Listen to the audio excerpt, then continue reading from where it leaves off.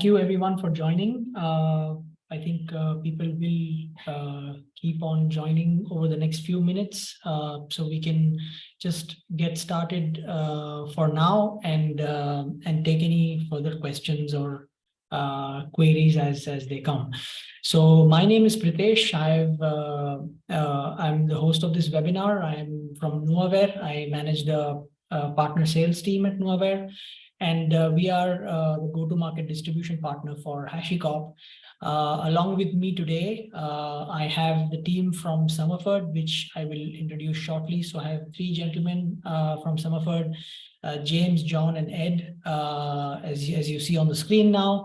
Somerford is our one of our key partners across the region, heavily invested in HashiCorp and other DevOps and DevSecOps technologies, and we work with them across the region.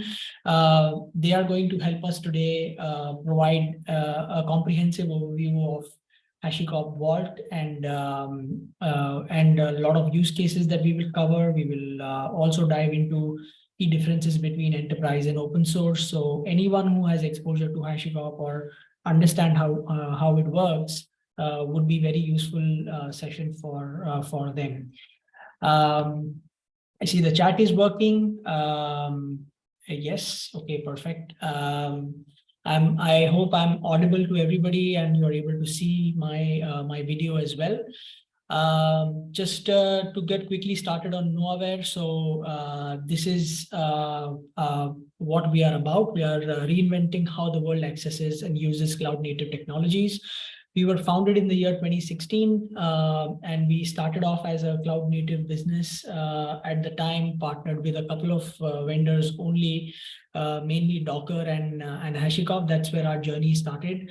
And since then, we have grown our ecosystem into a lot of other technologies in the space, and you will see a few of them on the slides to follow. We, in the year 2020, were acquired by a company called Exclusive Network. So we are part of that group now. As a result of that, we now have presence and offices across 5 continents. We carry more than 15 vendors now, and we cater to more than 1,000 enterprise customers worldwide.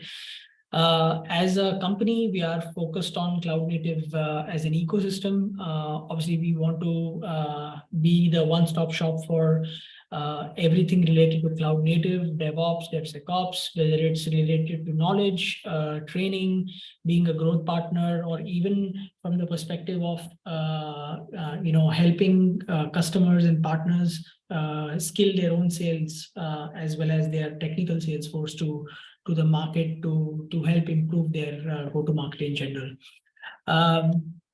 From a cloud native portfolio standpoint, this should give you a high-level overview of how our journey began and where it's at. We started off with cloud native infrastructure, so mainly container technologies, Kubernetes platforms. So the first couple of technologies that we partnered with back in the day were Docker and Mirantis.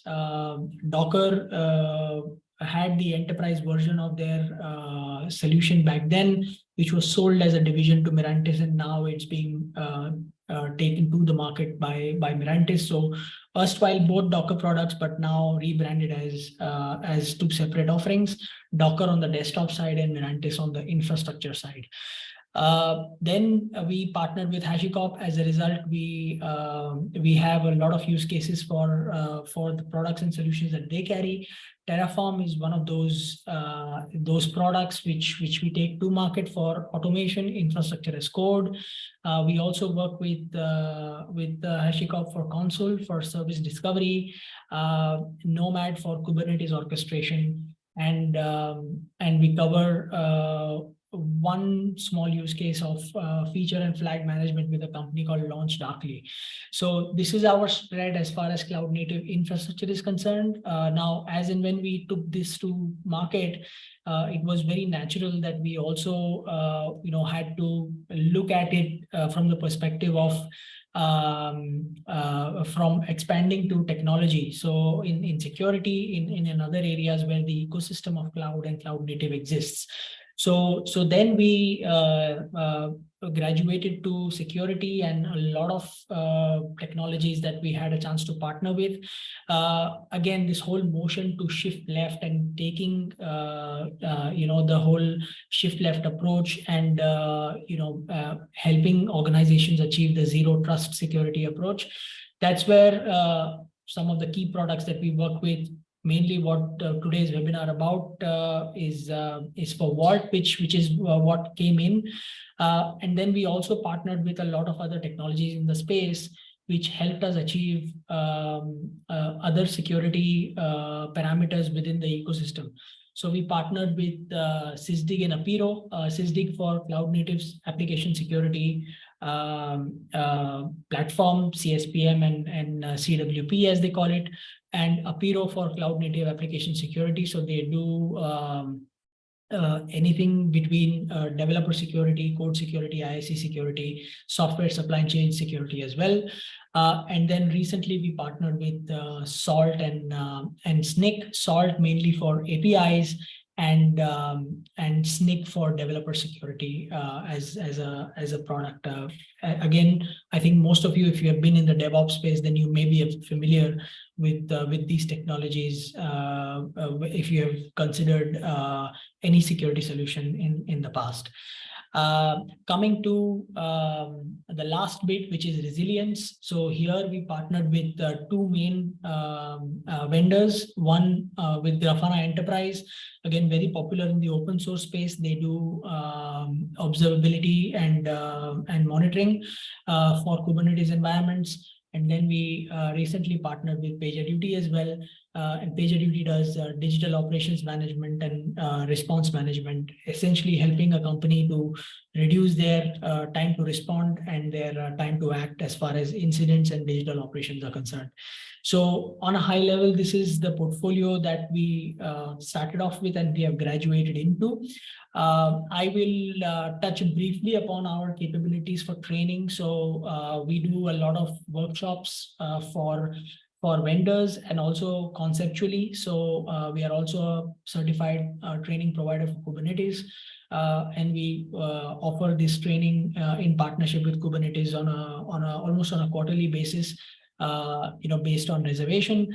But for the rest of the portfolio, we do product trainings. We also do official vendor trainings to enable sales and technical resources, even with hands-on labs to practice and to get a feel of how these technologies work and function.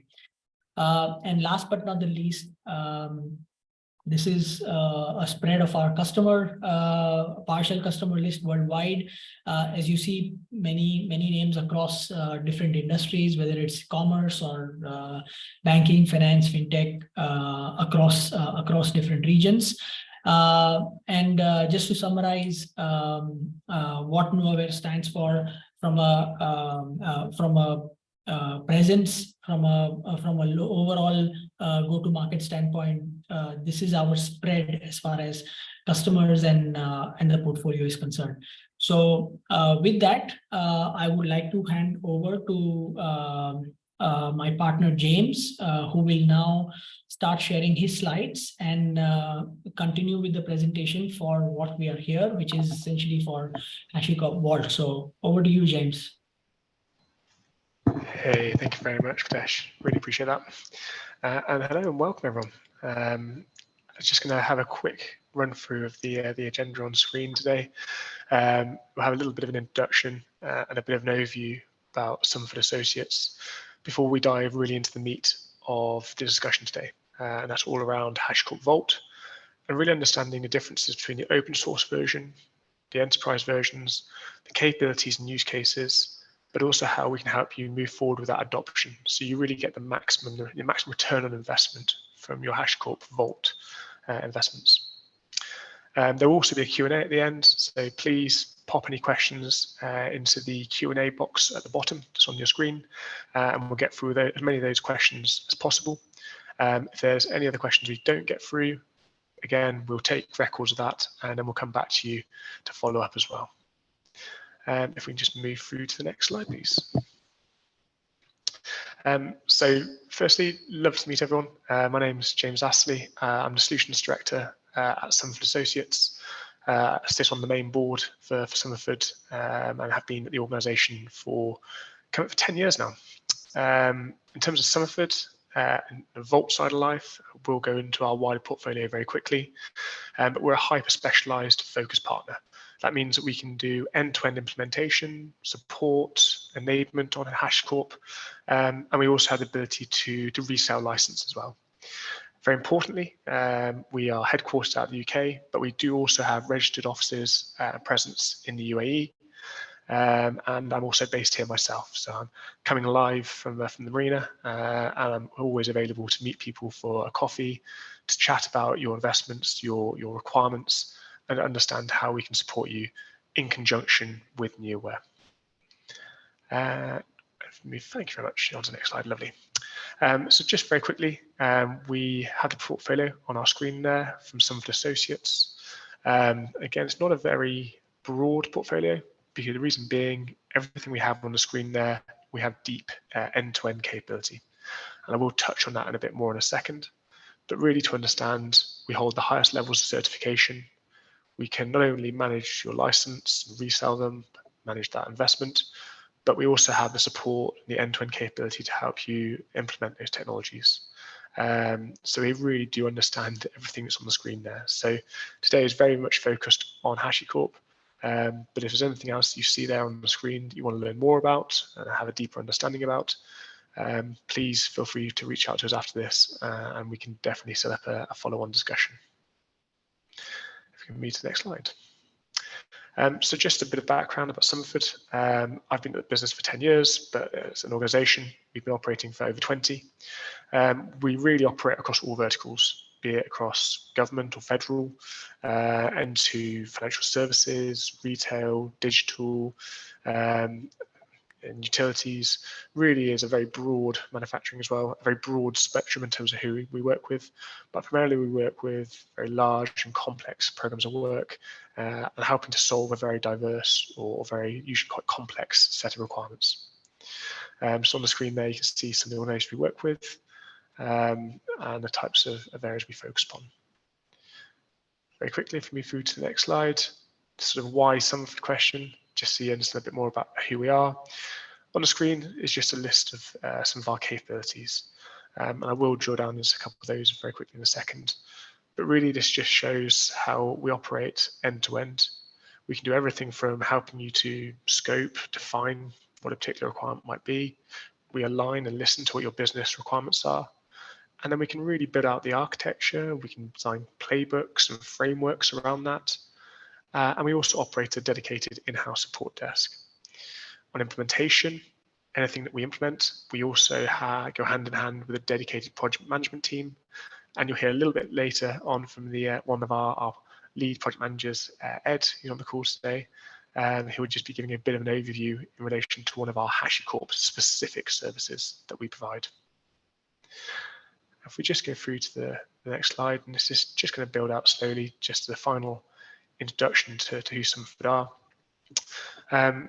As a business, we primarily used to operate very much in the large enterprise, a lot of world towards the sort of the legacy world. So, traditional data center, where a lot of security and challenges were very different to the modern security challenges and transformation challenges that we're seeing today. And with that, we've really moved ourselves in a position where we can support organizations not only who still have very deep legacy requirements, and that world is very, very vibrant, but also organizations looking to either move into the cloud adoption or at the very start of that journey, or actually who may be a bit further along and actually looking at what's in those gaps are. And on the screen now, you can sort of see each of the steps that we move through as just a typical methodology that we'd operate with. So really trying to understand from the start, you as an organization, trying to understand what your requirements are, what those key business drivers are. We then move into a typical discovery phase where we'd help you scope everything. We'd do detailed assessments, again, all part of our capability that we work with you upon. If we need to, running pilots and proof of values to really make sure we've got the absolute best fit of technology for your key requirement. And then moving into more of a project design and planning phase where often there, not only do we focus on the architecture and the use case, but we'll also work with you to really identify what is the return on the investment? What is the total cost of ownership here? And around that, what are the opportunities to integrate?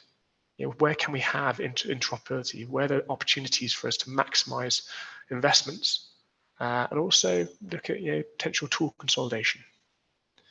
The implementation side, that really is our bread and butter. That's where we've delivered huge, large-scale programs of work, either in conjunction with other partners, we've done that very effectively, or as a standalone organization where we've taken the full lead. And the key bit to Somerford is no matter what we do, we always have a post-sale support function.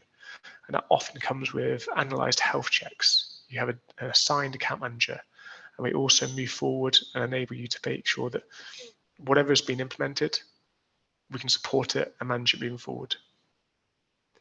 And that's just a bit of an overview of Somerford. As I said, very happy to go into more detail. I live in Dubai myself, so very happy to meet anyone and go into a bit more detail about what those deliverables might look like at the bottom there as just some of the outputs you might receive. And I'd like to now pass across to my colleague, John, or JJ, as we know him at the business. He's now going to take you through the HashiCorp Vault stack in a bit more detail. Thanks, James. Share my video there. There we go. Great. Okay, yeah, as James says, hi, everyone. John Jarvis, JJ, for short. I'm a technical consultant at Somerford. I've been here for a little over 3 years. I'm a certified Splunk architect, but mainly work with what we call the Hashi stack. Certified implementation professional in both Terraform and Vault. We're here today, of course, to talk about the latter.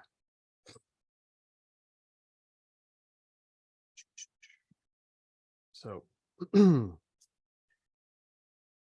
James has talked a bit about Somerford's various partners. Obviously, today we're focusing on HashiCorp.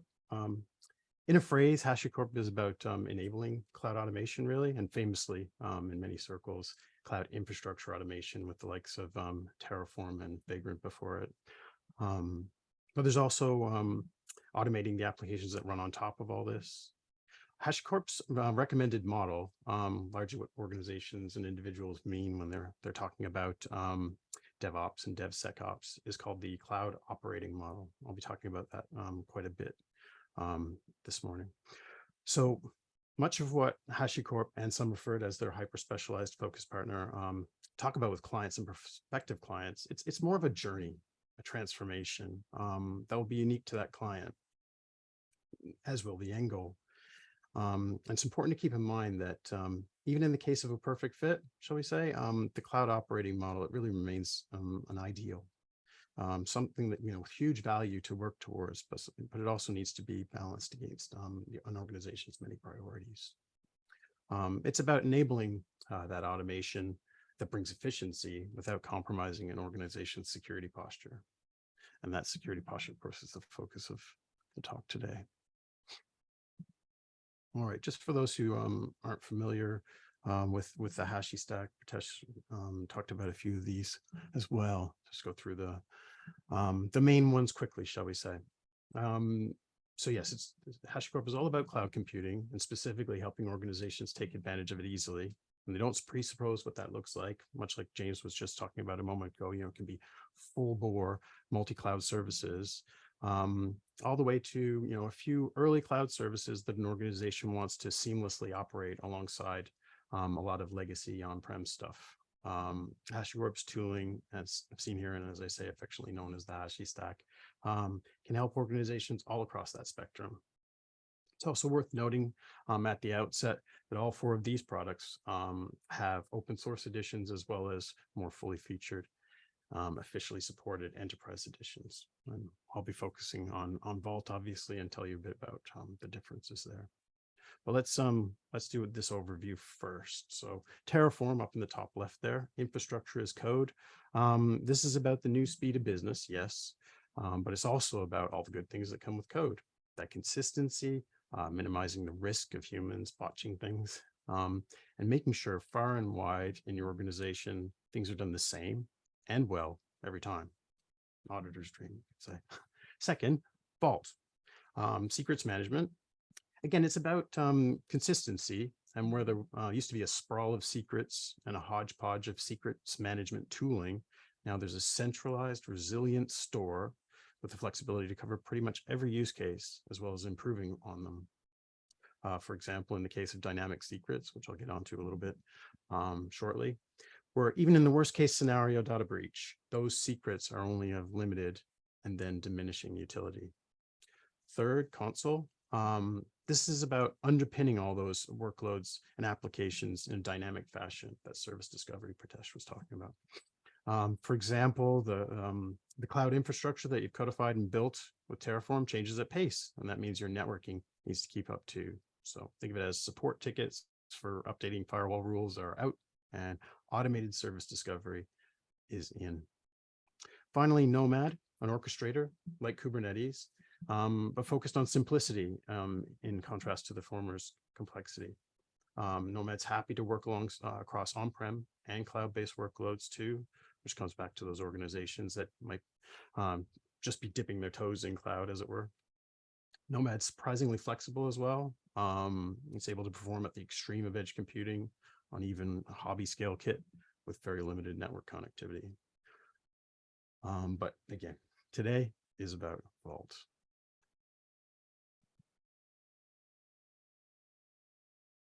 When we're talking about Vault and any HashiCorp product, it's all about the cloud operating model, as I've said. And regardless of where an organization is at any moment in time, again, the dipping their toes in or full multi-cloud services, secrets management is required. It's an absolute must. Now, what did that used to mean? Well, I'm quite old. I remember the time of data centers and whatnot. Walls, what's often affectionately called castle and moat. But yes, let's go through a scenario. Let's say you might have something like application A, for example, and it needs to, it's running on a server in a private data center. It needs to talk to a database in another part of the data center. It's all within a hardened perimeter. You don't need to worry about trusting application A or the people writing it or maintaining it. So we'll hard code the username app A and the password secret A right in the code running on the server, and all will be well. Obviously a bit of a simplification, but largely that's the way things went. Okay, so now let's jump ahead to more modern times. Let's say this organization wants to start using the cloud operating model with applications that might be running all over the place, including in the cloud. Maybe they're moving to a microservice architecture as well.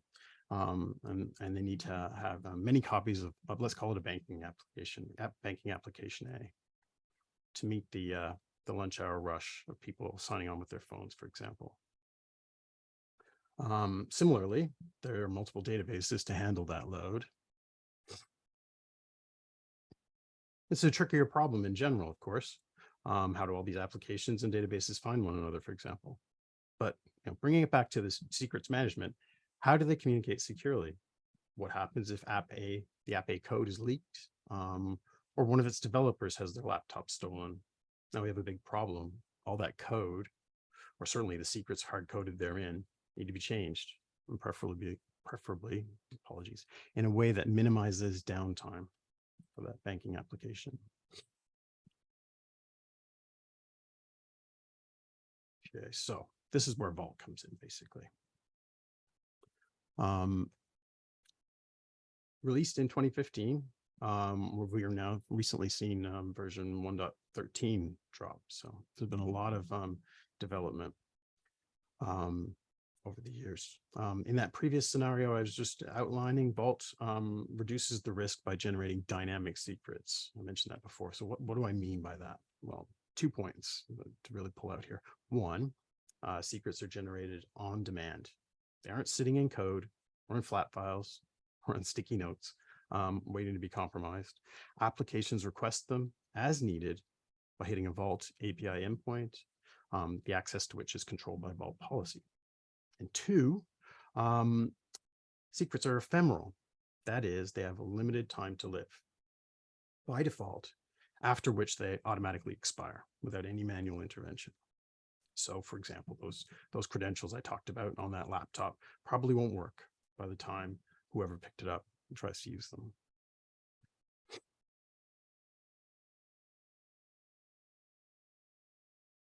Okay, so let's just ground this a little more in a few case studies. Vodafone's analytics and data engineering team manage a large cloud estate that serves many internal customers on Google Cloud for all their analytical machine learning, AI, and business intelligence use cases. Their team uses HashiCorp Vault to manage secrets in Google Cloud. They decided to use Vault to implement their own high volume, low latency encryption service for PII, for personally identifiable information. As one of the world's leading telcos, Vodafone ingests data from more than 300 million mobile customers and Internet of Things or IoT devices. To quote one of their engineering leads, look at what you can do if you're a HashiCorp Vault customer, Vault Enterprise customer in particular. Look how easy it is to write a plugin for your own requirements and to process as fast as you can afford. And in their case, it's quite a lot. They're getting 10 million encryptions a second, which is a staggering 36 billion in an hour. But the key point here is to unlock all that, effective adoption of Vault Enterprise is key.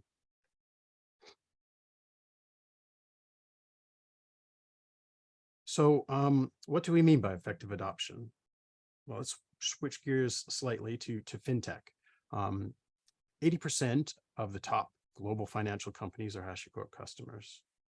And in the financial sector in particular, HashiCorp typically sees the time from ideation to the delivery of production grade service to clients as somewhere between 4 to 6 months. Again, effective adoption is crucial in competing in a market like that. You know, delays or worse, mistakes can mean the difference between riding and missing those waves. For example, in the case of the 2019 attack on Capital One, where even though data was encrypted on disk and in transit, compromised credentials meant the attacker could access everything in clear text. It's easy to go from leader to lesson in this sector in particular, one could argue. So what would effective adoption of Vault have meant in this case?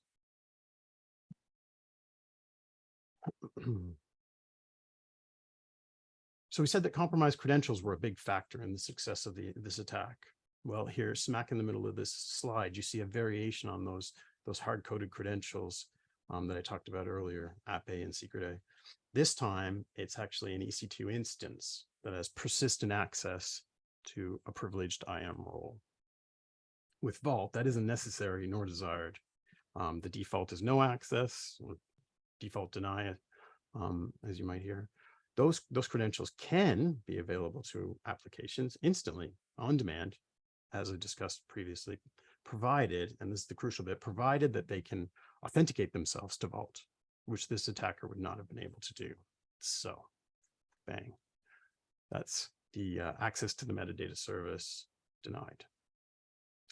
But let's say the attacker managed to get access to the S3 bucket at the bottom right there through other means. With Vault's encryption as a service, for example, those records would be encrypted at rest, safely out of the attacker's reach.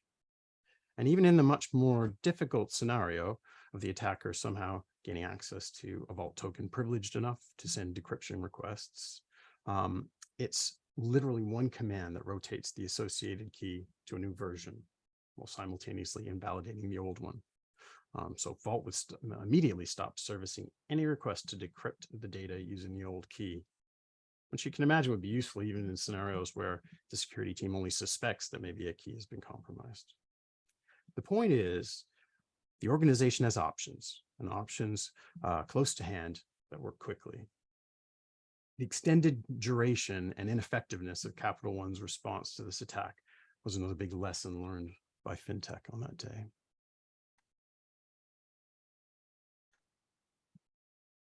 Which brings us on to, well, what does it mean to run Vault well?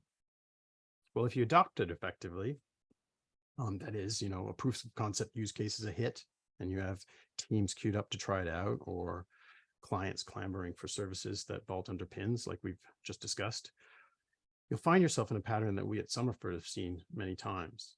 And that is, Vault will end up in the business critical path where any unplanned outages whatsoever mean big losses, and Vault's performance may also start to suffer trying to service those larger user bases.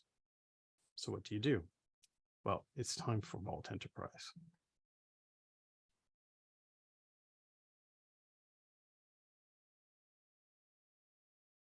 So you may be saying, well, why is that?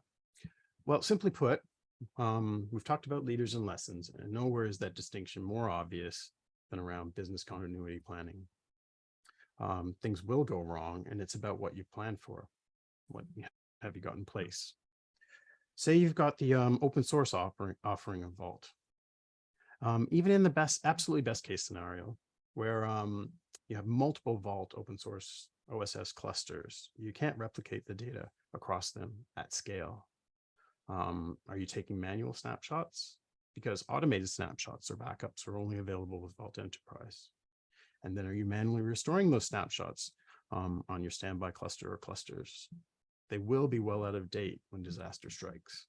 Are you willing to lose hours of data from your client-facing services? The solution's obvious. You need disaster recovery. You need Vault Enterprise. We've seen use cases where clients have got that switch to their secondary Vault Enterprise cluster down to sub 1 minute times, but it'll always be a matter of minutes and single-digit minutes at that. And that's to a Vault that's completely up to date and ready to go. It doesn't even need to be limited to a disaster, as it were. We've got clients who use it as the means of upgrading their Vault binary, for example, on clusters, switching it over once done. With automated snapshots, you also have other options for recovering from mistakes without needing to worry about people kicking off manual backups on a regular basis, for example. And there's the performance aspect. You may say, oh, well, Vault OSS is a star, performance couldn't be better. To which I would say, do you plan on expanding your business? Because there is a hard limit to how far Vault OSS can scale. Even with high availability, all requests hit the active node in a Vault cluster. Any requests to a standby node get passed to the active node straight away. So at some point, all those happy clients you service will simply be too much for the active node. It will go down. But we have standbys, many standbys, you say. Well, as soon as one of them becomes the active node, now it faces the exact same level of traffic. And you guessed it, it goes down, and so on. You need performance standby nodes at a minimum to at least handle the many Vault read requests that typically come across. And this can be spread across many active nodes. And maybe you need performance replication to do the same for Vault write requests. Both of these are only available with Vault Enterprise. Again, it's all about that organizational complexity and delivering services that your clients can rely on, that you can sign up to provide, with confidence, even to 5.9 levels of reliability. I could go on, but I think you get the picture. And it is complex, which is why Somerford offers what we call the Vault Acceleration Program to help you navigate this complexity to a solution that's right for you. And with that, I'll hand things over to one of our project managers, Ed Andrew, to tell you a bit more about what we call that. Hi, thanks, JJ. Yes, hello, everyone. My name's Ed Andrew. I'm a project manager here at Somerford Associates. So the next few slides are just around our Vault Acceleration Program, or VAP for short. Simply put, the VAP program is designed to provide you expert guidance and produce a roadmap on how you can expand your usage of Vault. And as the comment here suggests, accelerate your adoption to get the most out of the service. Next slide, please, JJ. Thank you. So who's the VAP service for? The VAP program is aimed at customers who are in one of the following situations. So existing Vault Enterprise customers who are perhaps struggling to get the most out of the service. We often find this can be down to a lack of knowledge on how to develop their Vault infrastructure, or simply don't have the time and the resources to create an appropriate plan on how to expand their Vault. And listed below here are a few of the work streams that we would typically look at in this scenario. So operations and monitoring, the reliability of your Vault, performance and DR strategies you have in place, or a need to look at improving additional use cases for Vault. The second typical scenario for a VAP customer are those who are using open source and are considering moving to enterprise. Typically, these are customers whose Vault needs have become more complex, and the benefits that enterprise can offer will often help to align them with their strategic aims and goals. So what does a VAP program look like? The program's broken down into 3 phases, and depending on the number of Vault users within your company, it can take anywhere from around 1 to 4 weeks to complete that whole program. Stage 1 is the kickoff, where we look to identify the key stakeholders and get a good idea of the high-level goals that the customer is looking to achieve. So is reliability the key driver here, or perhaps training to improve that resource within your business? The second stage is really the meat of the program. So our consultants will run a series of interviews and workshops with the relevant stakeholders. And that really helps us perform a deep dive into your usage of Vault, how it's set up, what the limitations and risks are, and really what you're looking to get out of your Vault service. Off the back of the discovery stage, our consultants put together a number of reports relating to the specific ways that you can improve your Vault environment. So these reports help to highlight the current state of your Vault setup, where we've identified potential risks or issues, and what steps you can take in order to mitigate and improve these. And then the final stage is the feedback. So once the reports have been produced, we'll feed these back to the customers with our suggestions to the relevant stakeholders. So these next couple of slides will just look at the deliverables of the VAP. So firstly, the health check. So as I mentioned, as part of the discovery phase, our consultants run a series of interviews and workshops, and we have a structured questionnaire that's used to provide our consultants with the information in which to build these reports. But we'll also share this with the customer, as it can really help to just give you a good overview really of your current Vault environment. We also produce reliability and training plans. So our reliability plan is designed to provide recommendations on how you can improve the resilience of Vault for scalability and high availability. And the training plan will help to provide a roadmap suggesting training sessions to improve the knowledge and the resource of your organization. Our adoption plan will look at how you are currently using Vault and how you can expand the capabilities to get the most out of it. And then finally, the operations plan, it ties all the proposed plans together and links them to the customer's overall organizational strategy and help to prioritize the work streams for the different areas. And then finally, statement of work. So as a follow-on from the VAP, we can provide a statement of work for the suggestions we've made in the various reports. So again, this could be around bespoke training that we can offer, or to help with a particular piece of implementation work. Again, if the knowledge or the resource just isn't available to complete within your organization. The next few slides are just some links to the Somerford website for some more details. So I'll hand back to James just before we open the floor up to questions. Brilliant. Thank you very much, Ed. As you can see on the screen now, just some links there. And again, this presentation deck will be shared with everyone who registered for the webinar today and attended. So you can go through this in a bit more detail, but there are links directly to the Vault Acceleration Program. Also, some of our rapid adoption packs. So for organizations that have decided that one of the many parts of the Hashi stack is the right program, the right technology, we can help with assisting that rapid adoption and getting you operational and up and running. But also some links to some of our blogs. We've got quite a wide customer base for HashiCorp. We've seen lots of different scenarios, lots of different use cases. And with that brings a wealth of knowledge that we want to share. And I think very much, although HashiCorp is an enterprise technology, it's still very heavily focused on the open source community in terms of collaboration. We want to share, we want to make sure that everyone can leverage this technology and achieve these use cases that JJ has gone through in some detail today. So if you want more information, please do contact us.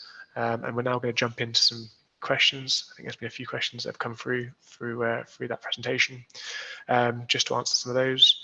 And again, on the screen, if you have any other questions that you want to send across to either myself or Pratesh after this, both our email addresses are on the screen now, so please do take a copy of that and feel free to reach out to us. We'd love to meet you and sit down with you and understand how we can deliver on some of those really critical business objectives. Pritesh, any questions? I think a couple have come through. Yes, I was just going to say, so there was one question which says, if I only use open source Vault, can I still take advantage of the VAP service? Yes, that's a really, really good question. Ed, do you want to start off by taking that one? Yeah, so absolutely you can indeed. The main purpose of the VAP service is for customers new to enterprise or those who are using open source. It's really designed to help you get the most out of your Vault service. So yes, if you're using open source, we can come in and help build that roadmap on how you can get the most out of it. And if moving on to enterprise is the best course of action, then that's something we would look at with you. Yeah, so really good points there. So just to add, if you're already using the enterprise edition, we can absolutely help you scale that adoption and understand how you get more value from the enterprise edition. If you're on the open source edition and understanding what those business benefits are, you want to run through proof of value and pilots and see how the VAP program can tie into that. It can all be part of the same piece of work. So absolutely. There was one question from Muhammad. He says, is there a way to configure auto backup on open source? Or you need to use enterprise for that? Good question, JJ. Yeah, yeah, as I hinted at in the presentation, that's right. Automated snapshots is a Vault enterprise feature. There are ways, obviously, that you can kick off that backup process, that snapshot process in open source, but it's something that you need to manage yourself. And we find that our clients it's that extra bit of security, knowing that this stuff is happening regularly without any other intervention. That makes sense. Thank you. One more question. I think John mentioned this. So John talked about the complexities around using Vault and about small windows of opportunity, say fintech companies. So how do you define, on a high level, the benefits of moving to Vault Enterprise for such small windows of opportunities? Yeah, I mean, obviously, I simplified a lot there when it comes to the scenarios. Like, for example, in the case of Capital One and what they could have done, and there's a lot of speculation there. But I think one thing that I've definitely taken away from that is, yes, securing operations at that scale is always going to be complex, but it's the centralized management that comes with Vault that's a big bonus to it, and the resiliency of that centralized platform when you're talking about the features with Vault Enterprise, that disaster recovery in particular. It's not limited to that, though. I mean, I did gloss over a lot of it. One thing that you definitely want to do is you want to take advantage of what that centralized management gives you. You have that data there, and it's a very rich source of data. So you need to be able to plug that into your security framework properly, right? You need to have the observability tooling and to actually see, these particular Vault policies are being called upon on a regular basis. They're actually quite privileged. What's going on there? Let's talk to the users. Who's using Vault the most? Are they using it to best advantage? That kind of thing. And then obviously the scenarios of, something's clearly gone wrong, let's respond to it. But it's also about that the proactive nature of what that centralized management can give you, that heads up, basically, that time to not be in crisis mode. As it were. I was going to say, we've seen many in the use case, haven't we, JJ, over the years, where there's always that hindsight moment of I wish I'd had that availability and didn't have to go through that process. Or it was sitting there, but we didn't look at those logs at the right time, or whatever the case may be. No, it's really really good questions. Just checking if there's any more that's come through there. Yeah, a couple then. What is the best option to set up high availability cross-site cluster with Vault? So it's very much a case of looking at your main use cases for Vault, because the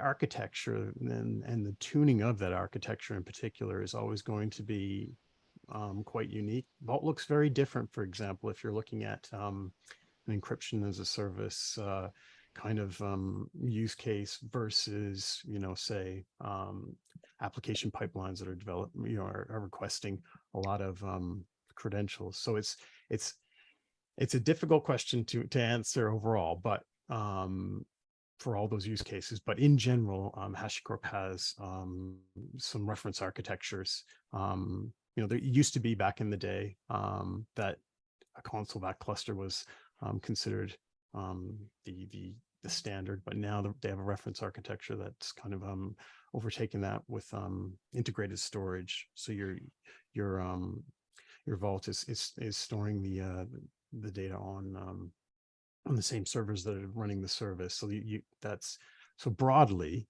what you would look at is the reference architecture, and then from there kind of determine your requirements.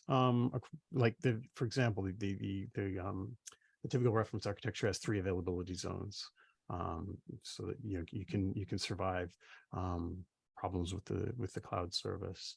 And if you have that, and then you have a secondary cluster and set up in DR, disaster recovery mode, then you're looking pretty good for most of the worst case scenarios that we see. Hope that answers your question.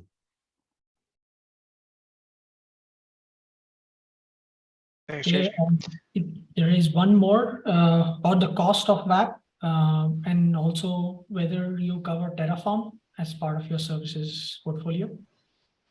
Yeah, so the initial discovery and consultancy is provided free of charge by Somerford. So by that we mean the interviews and the workshops with your stakeholders, looking into how your Vault is set up, and the reports that we produce are free of charge. There'd be an additional charge if you choose to have Somerford support work that we identify off the back of the VAPs. But that initial VAP process is free of charge. And then, yes, we do run essentially exactly the same program for Terraform. So our Terraform acceleration program. And again, the layout of that program is exactly the same. It's a series of workshops and interviews, which will then go away and produce some reports for you on how we think you can look to improve your usage going forward. Yeah, absolutely. And just to sort of add on to that one, we're very blessed that we are here in region and have the ability to really sit down and dig into these use cases in more detail. And I know Pritesh, myself, we really enjoy going out, meeting people and sitting down with people. I know perhaps coming to the end or coming into Eid would be maybe an opportune moment to maybe start meeting and start discussing these again, and actually look at how we can leverage some of this capability. Because there's a huge source of capability and knowledge that you can actually get a lot of for free. And that is really core to what Somerford do. If we can deliver value and we can show you how to get more adoption or at least a scaled roadmap of how you can do that, that really is the starting point for us. And then we can start looking at how we build on top of that to really accelerate your usage and deliver for your business requirements and your customers.